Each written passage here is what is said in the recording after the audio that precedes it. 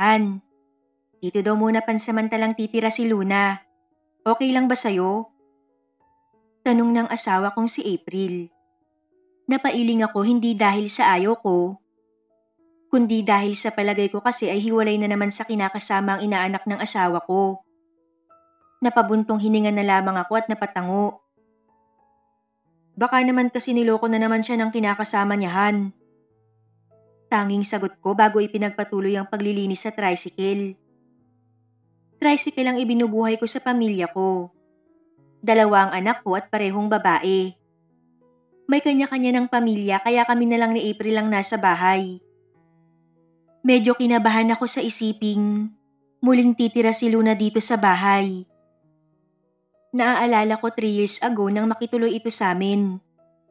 Dahil naghiwalay sila ng kanyang unang asawa. Palagi itong kumakandong sa akin sa tuwing wala ang asawa ko. Dumadaan din ito sa harap ko na nakatapis lang ng tuwalya. Sobra din kung makadikit sa akin.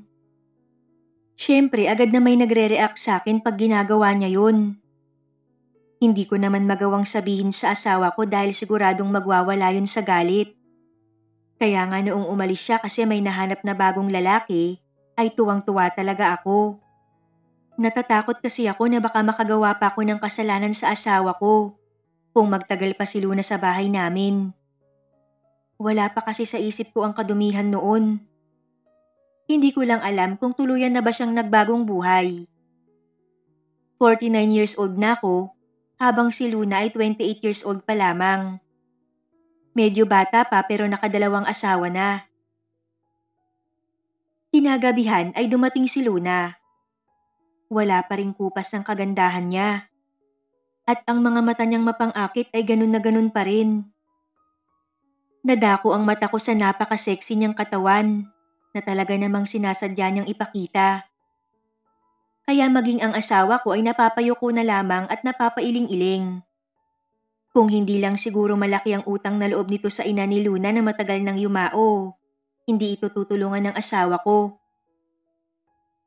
Wow! Lalo po yata kayong gumwapo, Ninong. Natatawang puri ni Luna sa akin. Pasimple lang naman akong napangiti dahil naiilang ako. Hindi po ba selosa si Ninang? Nakangiting tanong sa akin ni Luna pagkatapos ay tumingin kay April. Hindi no. Bakit naman ako magsiselos? Napaka-loyal ng ninong mo. Depensa ng asawa ko. Oo nga pala. Bakit mo naman naisipang dumito muna? Ano na naman ba ang nangyari, Luna, ha? Pag-iiba ni Mrs. sa usapan. Napabuntong hininga si Luna bago sumagot. Iniwan ako ni Jomar.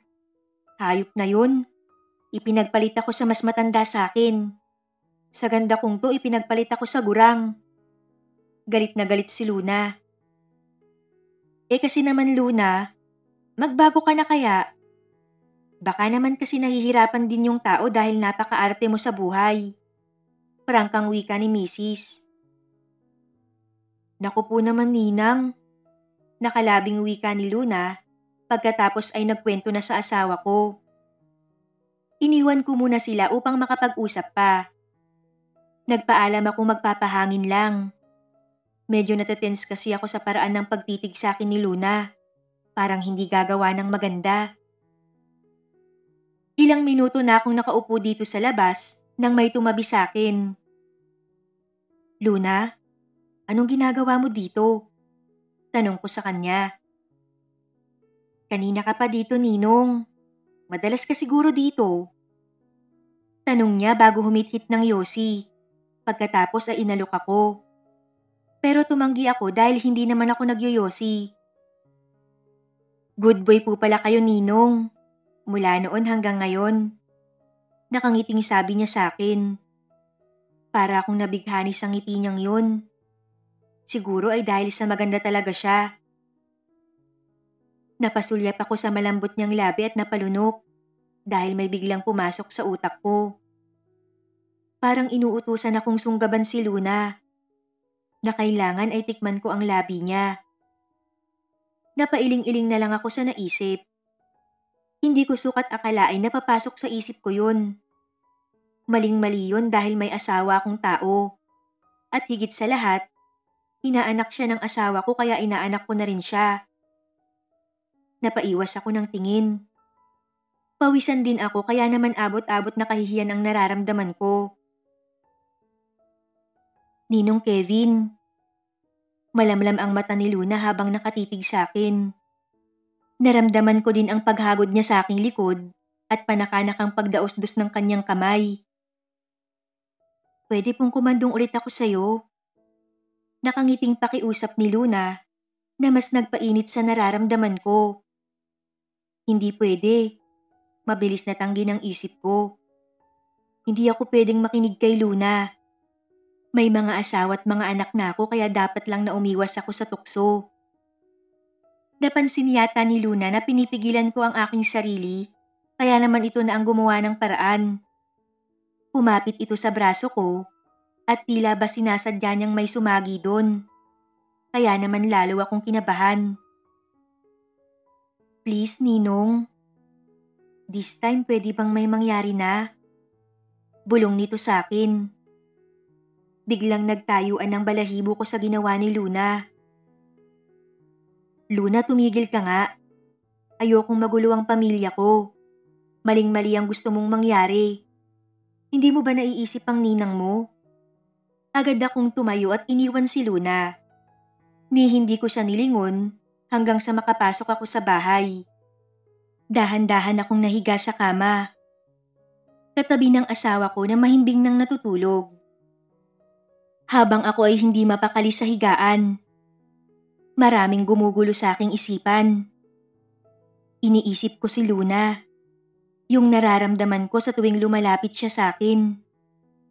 Naisip ko rin na malaking pagkakamali ang muling pagtira ni Luna dito. Pero sa kabila nun, may kung anong pagkasabik akong nararamdaman. Para na akong mababaliw dahil napapailing-iling pa ako habang nakatingin sa kisame. Hanggang sa hindi ko na namalayan kung anong oras ako nakatulog. Kinabukasan, puyat ako kaya naman antok na antok ako sa pagdadrive ng tricycle. Kahit uminom ako ng kape ay hindi masyadong effective. Pero okay na rin, kaysa wala man lang panlaban ng antok. Nilalamon na ng pagkael ang aking isipan. Ang maganda at nakakaakit na katawan kasi ni Luna ang pumapasok sa isip niya buong magdamag. Oo, todo iwas ako sa tukso. Pero lalaki pa rin ako kaya hindi ko maiwasang isip-isipin si Luna. Good morning, Ninong kong Dax. Nakakalokong bati ni Luna. Napalingali nga ako dahil baka nasa paligid lang si Mrs. Luna, ano ka ba? Magsasalita pa lang sana ako nang muli itong nagsalita. Alam mo, Ninong, wala si Ninang April dito. Dinalaw yung mga anak mo kaya solong-solo mo ko. Kahit saang sulok mo ko iposisyon, pwedeng-pwede. Magiging maligaya tayo ngayong araw. Mamayang gabi pa kasi ang uwi ni Ninang April. Wika ni Luna sabay basa nito sa labi. Napapikit ako sa narinig ko. Hindi ko akalain na sa ganitong oras, ayun ang nasa isip niya. Ayoko, Luna. Tigilan mo ko, please lang. Pagtanggi ko sa kanya. Kukuha sana ako ng plato pero nagulat ako nang yakapin ako ni Luna. Tumigil ka na, Luna, hanggat nasa tamang pag-iisip pa ako. Nahihirapan kong saway. Gusto ko nga po yun, Ninong. Yung mawala kayo sa katinuan. Tapos gawin nyo lang kung ano ang gusto nyo. Sige na po, Ninong Kevin. Nagmamakaawang wika nito. Grabe ang babaeng to. Talagang inuubos ang pasensya ko. Nang hindi ako sumagot, ay nagsimula itong gumalaw. Para siyang nagsasayaw pero mas alam niya kung ano ang ginagawa ng inaanak. Tila ba dinadala niya ako at tinatakam. Ano, Ninong? Nata-turn on ka na ba? Nangaakit ang boses na tanong nito. Hindi ako sumagot dahil ayokong aminin sa kanya dahil lalo lang lalakas ang loob niya. Ninong, Huwag mo na kasing pigilan. Pagmamakaawa ni Luna. Dahil sa mga ginagawa at sinasabi ni Luna, sa pagmamakaawa nito na para bang mawawala siya sa sarili kung hindi ko siya pagbibigyan, ay tuluyan na akong bumigay. Walang sabi-sabi ko siyang binuhat at pinaupo sa mesa. Doon ay nakita ko ang pagkasabik ni Luna. Hindi nagtagal ay nag-enjoy na ako. Siyang-siya ako na marinig ang kanyang malambing na boses na hindi na alam kung ano ang bibigkasin. Tila ba musika yun sa aking pandinig. Hanggang sa namalayan ko na nga lang na nasa sofa na pala kami. Patuloy sa pagsasayaw habang may sariling mundo. Walang pakialam sa paligid. Matapos ang una ay nasundan pa yun ng isa. At isa pa ulit bago makauwi ang aking asawa. Han, kakain na. Nagulat ako nang magsalita ang asawa kong si April. Sige Han. Sagot ko nang makabawi sa malalim kong pag-iisip.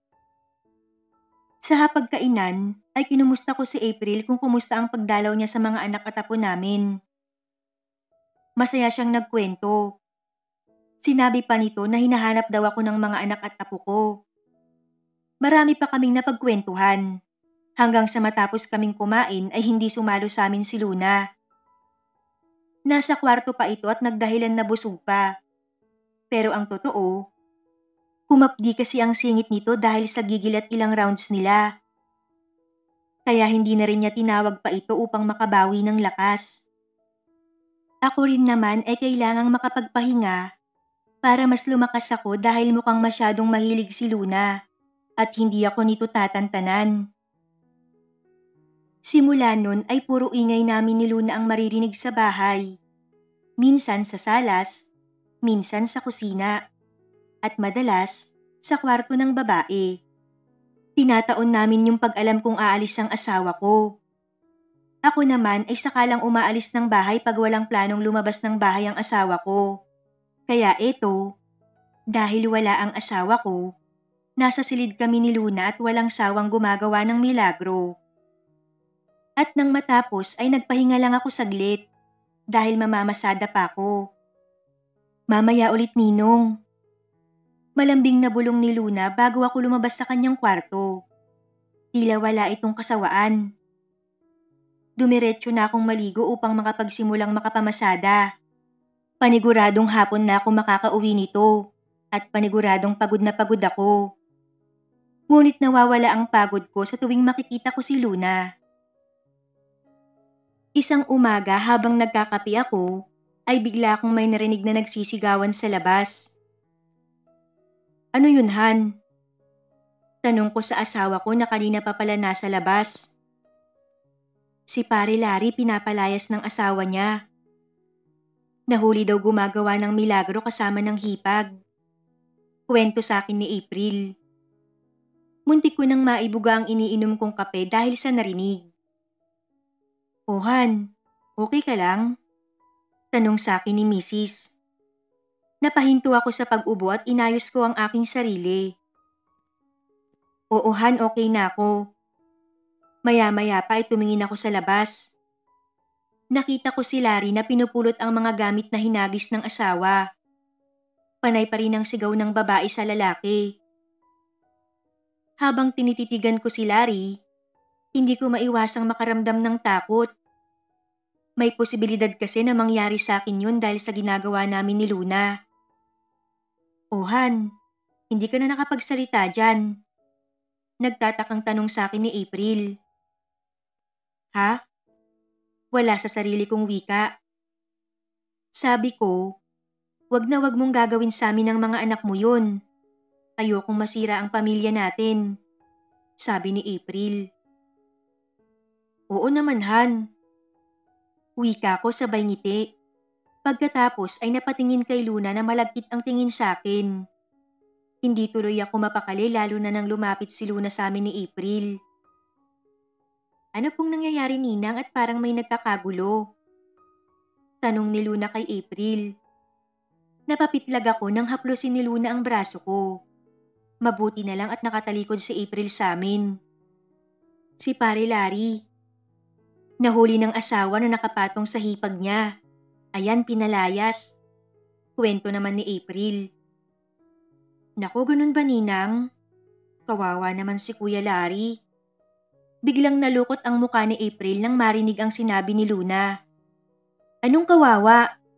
Dapat lang sa kanya yan. Sabi ko nga dyan sa ninong mo, wag na wag gagayahin si Larry. Kung ayaw niyang palayasin ko rin siya. Matapang na kwento ni April kay Luna. Nako, si Ninong pa. Hinding-hindi kanya lolokohin, Ninang. Good boy kaya si Ninong. Nakangising wika ni Luna sa akin, pagkatapos ay nakatalikod itong dumaan sa harap ko. Alam kong sinasadya nitong ibunggo ang katawan sa akin. Kaya bumunggo ang harapan ni Luna sa ibabang katawan ko. Mabuti na lang at nakalayo na ako nang lumingon si April. Dapat lang, no? Kaya ikaw, maghanap ka ng asawa na matino, katulad ng ninong mo. Payo ni April sa inaanak na si Luna. Napalunok ako sa narinig. Bigla tuloy akong nagilty. Napakalaki ng tiwala sa akin ni April. Tapos heto at harap-harapan namin siyang ginagago.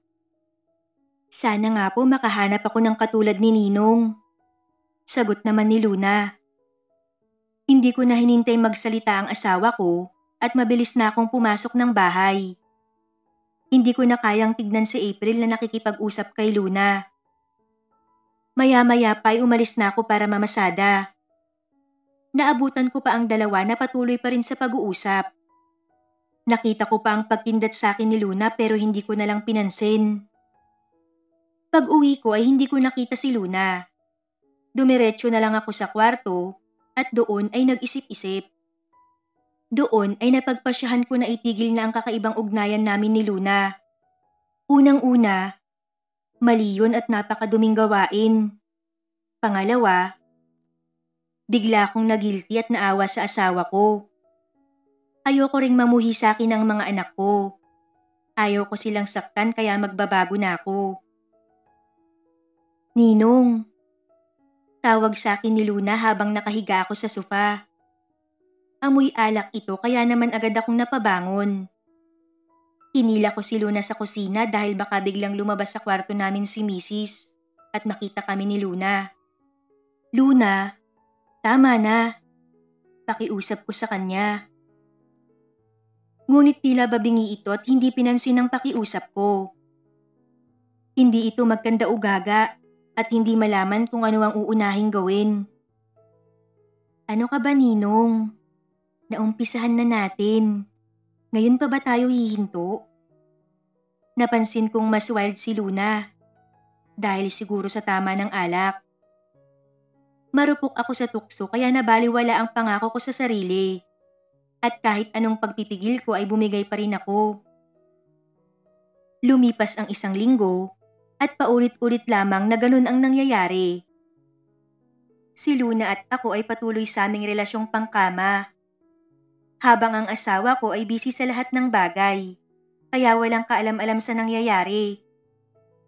Kahit paminsan ay nakokonsensya na ako at nakikiusap sa babae na itigil na ang ginagawa namin, ay hindi niya ito pinapansin.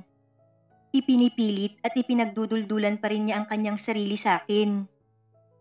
Minsan, hindi niya maiwasang isipin kung umiibig na si Luna sa kanya. Sa kanya na asawa ng ninang niya at dapat ay nirerespeto niya. Napaisip tuloy ako kung bakit nagkaganon si Luna. Ninong, dun po tayo sa kwarto mamaya. Bulong niya na ikinailang ko. Nakasuot kasi ito ng sobrang ikling shorts at naka-sleeveless na labas ang cleavage. Napalingali nga ako dahil baka makita kami ni April. Umayos ka nga, Luna. Saway ko sa babae. Pero hindi niya ako pinansin at tumabi pa ito sa akin. Luna, tama na. Seryosong pakiusap ko. Nakokonsensya na ako. Ayokong masaktan ng ninang mo. Paliwanag ko sa kanya. Ha? Hindi naman masasaktan si ninang kung hindi niya malalaman. Sagot pa sa akin ni Luna. Ayoko na talaga kaya please lang. Maghanap ka na lang ng iba. Bata ka pa. Marami ka pang mahanap na lalaki dyan. Madiing sagot ko. Ayoko sa iba, Ninong. Ikaw ang gusto ko. Mahal na mahal kita. Napangiwi ako sa sinabi ni Luna. Nagkakamali ka lang, Luna. Hindi pagmamahal yung nararamdaman mo sa akin, kundi init lang ng katawan. Naibibigay ko lang ang pangangailangan mo kaya mo nasasabi yan. Madiin kong sagot bago akmang tatalikod nang yakapin niya ako. Luna, ano ba?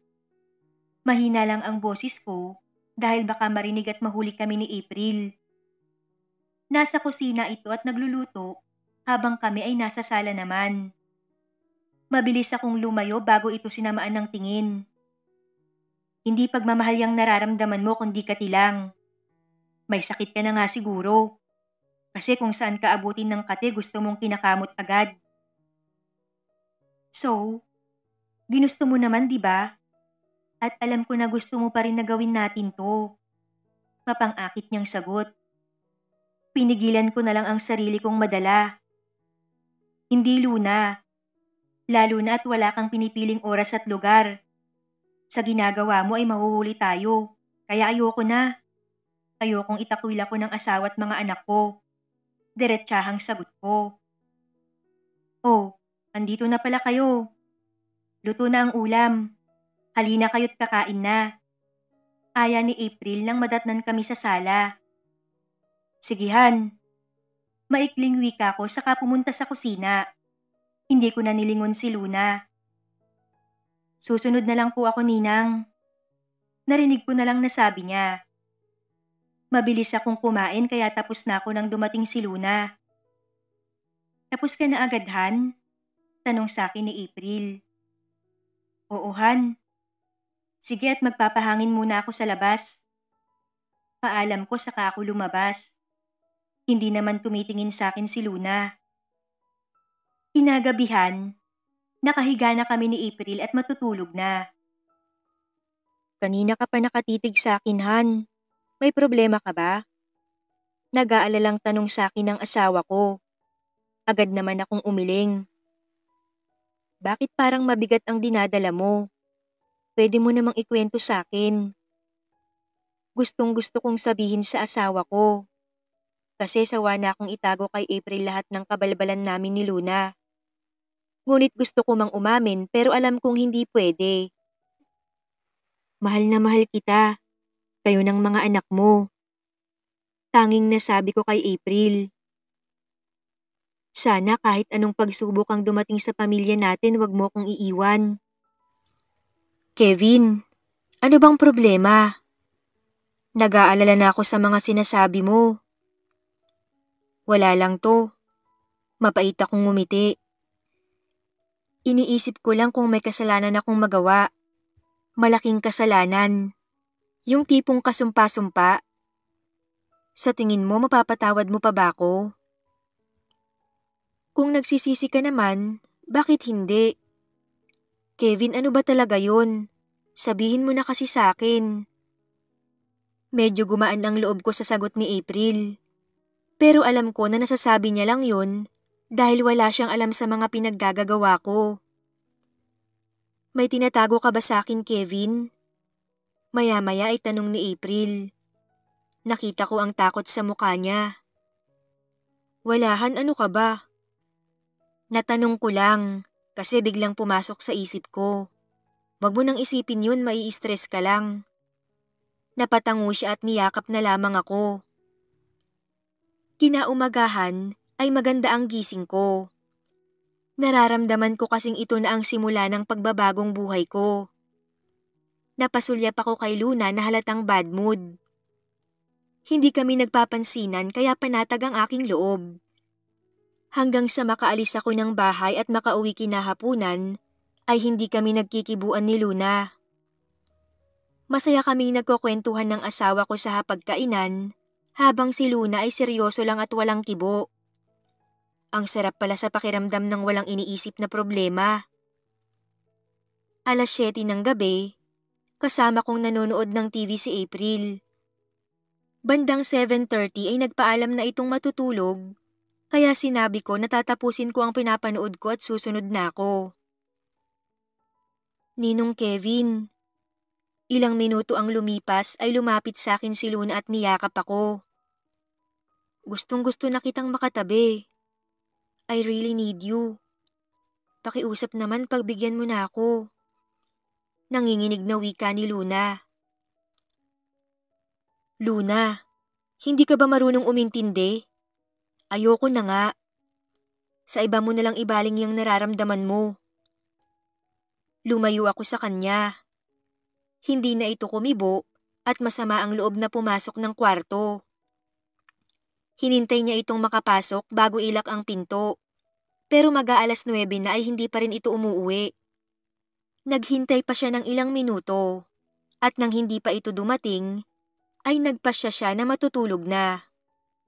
Papasok pa lang sana siya ng kwarto nang may marinig siya sa labas. Nang tingnan niya kung ano yun, ay nakita niya si Luna na may kasamang dalawang lalaki. Nandyan pa pala ang ninong ko. Nakangisi ito. Gabi na, Luna. Napasulyap ako sa dalawang lalaki na mukhang nakainom din gaya niya.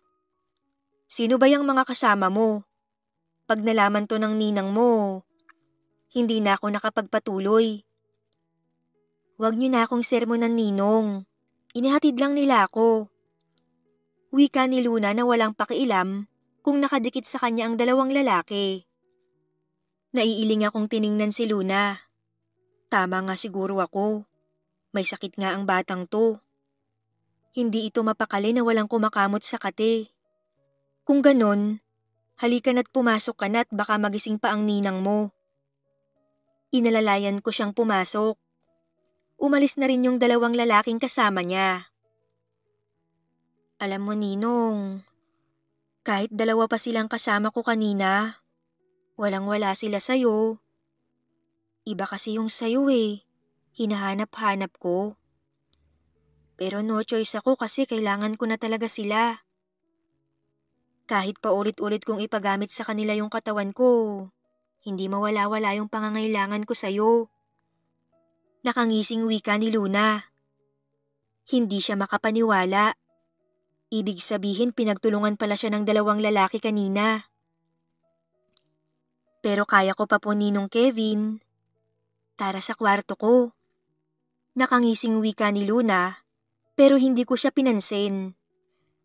Nang mailak ko ang pinto, ay iniwan ko na siya sa sala at pumasok na sa kwarto namin ni April. Kinabukasan, nagising ako sa isang ingay. Luna naman, pinapatuloy na nga kita sa bahay ko. Huwag mo naman sanang sagarin ang pasensya ko. Huwag naman sanang pati dito dinadala mo ang kakatihan mo. Hindi ka ba nahihiya? Pinag-uusapan ka na dito, pati kami nadadamay. Umagang-umaga, rinig kong sigaw ni April. Mabuti sana kung hindi tsismosa ang mga kapitbahay natin. Kaso lang mahilig din silang mga ilam sa buhay ng iba. Kaya sana naman ayusin mo yung ginagawa mo. Kung hindi mapipilitan akong paalisin ka. Dahil baka pati ang ninong mo patulan mo. Galit na galit si April. Napangisi si Luna bago sumulyap sa akin. Napaiwas ako ng tingin bago sinaway si April. Tama na yan, Han. Pag-usapan nyo na lang ng maayos. Nakakaasar kasi, Han. Usap-usapan na pinagtulungan niya ng dalawang lalaki kagabi. Alam kong alam mo, tapos hindi mo man lang sinabi sa akin. Kung gusto niyang lumandi, wag naman dito sa pamamahay ko. Grabe ka naman, Ninang. Malandi na kung malandi. Sige lang. Sige lang, husgahan niyo lang ako. Kampante pa si Luna na mas kinainis ni April. Palibhasa, hindi niyo po naranasang galawin sa murang edad. At ang sama, hindi ako pinaniwalaan ni Mama nang sabihin ko ang ginagawa sa akin ng kinakasama niya.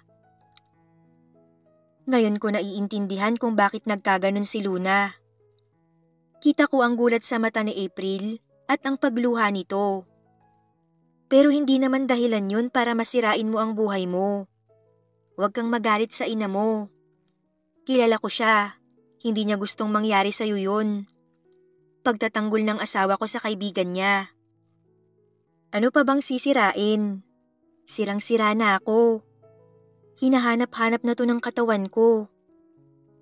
Tsaka nasasabi mo lang yan dahil kaibigan mo si mama. Mas mahal niya yung kinakasama niya kaysa sa akin. Na kahit bago siya mawala hindi pa rin niya ako pinaniwalaan. Huwag mong sabihin yan. Mahal ka ng mama mo. Kaya ka nga niya ibinilin sa akin eh. Mariin akong napapikit. Tama na yan, Han. Saway ko bago napasulyap kay Luna. Mag-usap na lang kayo ng maayos, please. Pakiusap ko sa kanila. Mukhang nahimasmasan naman si Mrs. dahil naging mahinahon itong magsalita. Naging maayos naman sila matapos makapag-usap. Doon ay nakaluwag na ako ng paghinga at nabawasan ang pag-aalala ko. Lalo na at safe pa rin ang sekreto namin ni Luna. Wala pa ring ibang nakakaalam kundi kaming dalawa lang. Ngunit ilang oras pa lamang ang nakakalipas matapos nilang maging maayos ni April. Nakita ko si Luna na nag-aayos ng kanyang mga damit. Luna, tawag ko sa kanya pero hindi ito sumagot. Anong ginagawa mo? Tanong ko sa kanya. Aalis na ako. Tipid niyang sagot. Pero wala namang nagpapaalis sa'yo. Akala ko ba maayos na kayo ng ninang mo? Tanong ko sa kanya. Oo nga, Ninong. Pero hanggat nandito ako, hindi po kayo matatahimik. Hindi ko kayang pigilan ang sarili ko. Hinahanap-hanap na po kayo ng katawan ko. Nakokonsensya na rin ako sa ginagawa ko kay Ninang. Pero alam kong hindi na mawawala ang kati na to. Ngayon, gusto ko pong humingi ng tawad sa kapangahasang ginawa ko. Gusto kong maayos pa natin to at mangyayari lang yun kung lalayo na ako. Kahit palabag sa kalooban ko ang umalis at lumayo sa'yo, Ninong, gagawin ko. Sana maging masaya kayo ni Ninang. At kung malaman man niya, sana wag itong maging dahilan para maghiwalay kayong dalawa. Ngunit sana ay manatili na lang itong lihim nating dalawa. Maraming salamat, Ninong. Wala na akong nagawa. Umalis na si Luna. Natupad ang sinabi niyang lalayo siya, kaya naman nabunutan na ako ng tinik sa lalamunan. Pero ang konsensyang habang buhay naming dadalhing dalawa ay hindi na mawawala. Gustuhin ko mang sabihin sa asawa ko ang lahat ng pagkakasalang nagawa ko sa kanya ay hindi pwede. May mga bagay na dapat manatiling sikreto na lang. Umalis na pala si Luna. Tanong ni April. Oo. Sagot ko na lang. Kasalukuyan kaming kumakain ni April ngayon. Mabait naman ang inaanak nating yun. Hindi ko lang talaga gusto yung ginagawa niya. Naiiling na sabi ni April.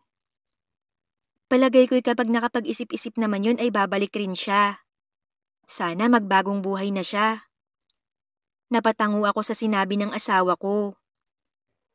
Ilang buwan ang nakalipas simula nung umalis si Luna ay naging mabuting asawa ko kay April. At pinagsisihan ng mga kasalanang hindi ko talaga kayang aminin. Bumawi ako sa lahat ng kasalanang nagawa ko sa kanya. Nahiling ko ay habang buhay na lang maging lihim.